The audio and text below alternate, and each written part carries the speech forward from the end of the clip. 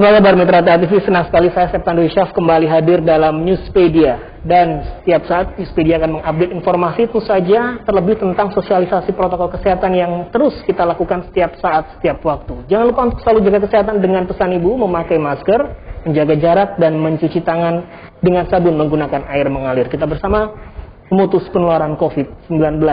Dan kesempatan kali ini kita akan kembali membahas tentang bagaimana upaya untuk mensosialisasikan protokol kesehatan khususnya di wilayah Solo Raya, dan saya berkesempatan berbincang kali ini bersama Kepala Dinas Kesehatan Kabupaten Sukoharjo, dan sudah hadir bersama kami Dr. Yunia Wahbiati. Dr. Yunia, kabar baik? Kabar baik, alhamdulillah. Tetap sehat, Dokter? Sehat selalu, semangat. Dan tetap semangat.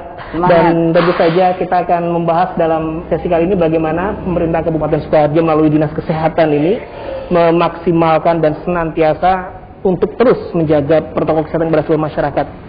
Berjalan 7-8 bulan saat ini, sebetulnya kalau boleh diceritakan dinamika di Sukoharjo secara umum seperti apa, Dr. Yunia? Iya, kami pertama kali mendapatkan kasus COVID positif itu pada tanggal 23 Maret pada saat itu. Jadi satu kasus dapatan waktu itu berasal dari klaster Bogor. Dan akhirnya dirawat, beliau dirawat sebagai kasus pertama di Kabupaten Sukoharjo. Setelah itu berkembang dan Bupati akhirnya menetapkan Kabupaten Sukoharjo sebagai wilayah dengan kondisi kejadian luar biasa. Dan akhirnya kami melakukan tracking, tracing, dan sampai saat ini di Kabupaten Sukoharjo itu kasus sudah berada di angka 1.100 pasien begitu. Sebagian besar untuk di Kabupaten Sukoharjo itu tidak bergejala. Dan alhamdulillah sampai saat ini itu yang sembuh di angka 73,2%. Ya, tetapi memang kami ada kematian sekitar 5,2%. Itu yang saat ini terjadi di Kabupaten Sukoharjo. Ya, terkhusus di dunia tenaga kesehatan sendiri, mungkin kami pun sedang berduka. Kami mohon berduka juga untuk baru-baru ini. Ada betul kita konfirmasi ke Ibu juga tenaga kesehatan, dokter khususnya yang memang wafat karena terpapar. Demikian. Betul. Ya, ada satu teman sejawat kami yang meninggal karena kasus COVID. Nah, artinya dari perjalanan waktu sejauh ini, sebetulnya kalau upaya yang memang menjadi respon langsung dari Dinas Kesehatan, khususnya sejak 23 Maret kasus pertama sampai per November ini, apa yang terus dilakukan, Dr. Yunia? Iya, untuk penanganan kasus COVID ini memang tidak hanya dari sisi kuratif saja. Jadi bagaimana promotif, preventif itu bisa dikembangkan. Karena kita bisa memutus itu melalui kegiatan-kegiatan tersebut, dan itu juga dilakukan oleh semua pihak.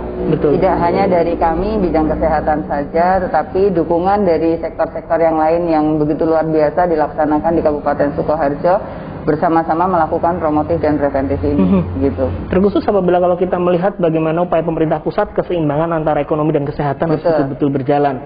Namun kita ketahui memang Sukoharjo adalah daerah industri juga, dokter. Adakah tantangan tersendiri, dok? Mengingat berbagai banyak dinamika di dunia industri tenaga kerja pun juga sangat kompleks sekali. Benar sekali. Ya, jadi beberapa memang kami mendapatkan kasus-kasus dari tenaga kerja ya, yang notabene mereka bekerja di suatu pabrik dan sebagainya. Tidak mudah juga untuk akhirnya memberikan kesadaran bagi terutama baik itu dari pihak manajemen ataupun pekerja yang lainnya, bagaimana mengelola kasus ini sehingga kasus ini bisa dikelola secara kuratifnya dengan baik, tetapi di situ juga tidak meninggalkan klaster begitu. Karena dengan demikian butuh kerjasama dari semua pihak di situ. Apalagi dengan tata laksana yang berkembang saat ini, artinya pada saat itu mungkin kami mengenal untuk evaluasi kasus itu dilakukan dengan swab, saat ini tidak dilakukan dengan swab. Bila kasus itu tidak bergejala, itu juga memberikan pemahaman bagi mereka tidak mudah. Mereka yang setelah positif untuk bisa kembali bekerja, teman-teman menerimanya masih ada diskriminasi, itu juga masih ada. Jadi tantangannya sedemikian besar, itu akhirnya membuat kami bagaimana caranya untuk bisa masuk dan akhirnya pemutusan rantai penularan ini bisa dilakukan. Karena tentu saja mobilitas para pekerja ini juga terkadang ya sulit terpantau terus terang ya, dok. Ketika harus sudah kembali di dunia pekerjaannya, kembali lagi ke rumah dan tidak tahu kemana lagi. Berbicara soal tracing dari sekian katakanlah kasus yang ada, apakah memang upaya yang dilakukan termasuk para pendatang atau mungkin yang akan keluar kota dengan standar rapid dan sebagainya dilakukan juga di wilayah Sukoharjo, dok? Betul.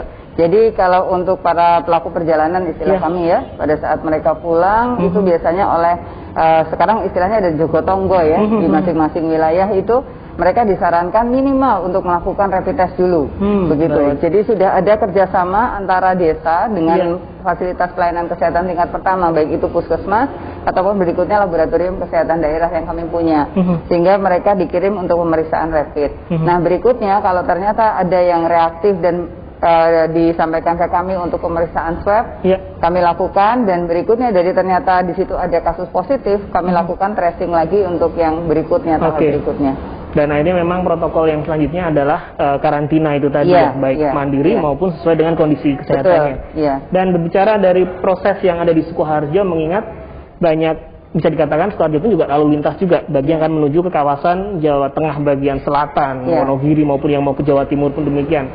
Apakah memang traffic dari Sukoharjo sendiri pun cukup berpengaruh termasuk dari catatan positif ini sendiri, Dok? Benar, ya. Apalagi kami juga di Kabupaten Sukoharjo itu kalau dibilang perantauannya juga banyak. Betul sekali. Nah, Sukoharjo, Wonogiri hampir-hampir sama.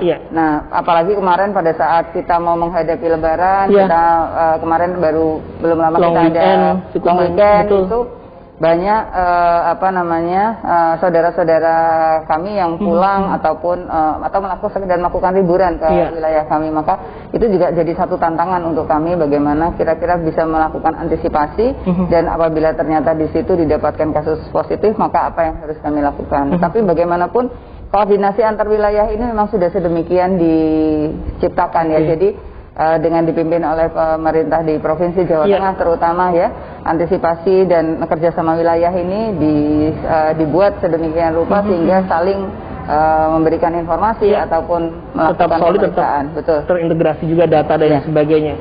Nah, tentu saja Mitra TA TV kita akan membahas di segmen berikutnya tentang tentu upaya ke depan. Setelah ini memang ada beberapa tempat yang sudah mulai bertahap membuka pembelajaran dan lain sebagainya. Kita akan bertanya ke Sukoharjo apakah sudah ada aturan-aturan yang memang bertahap untuk hal ekonomi, pendidikan, atau hal-hal yang lain. Kita akan segera kembali, tetaplah bersama kami di Newspedia. Jangan kemana-mana.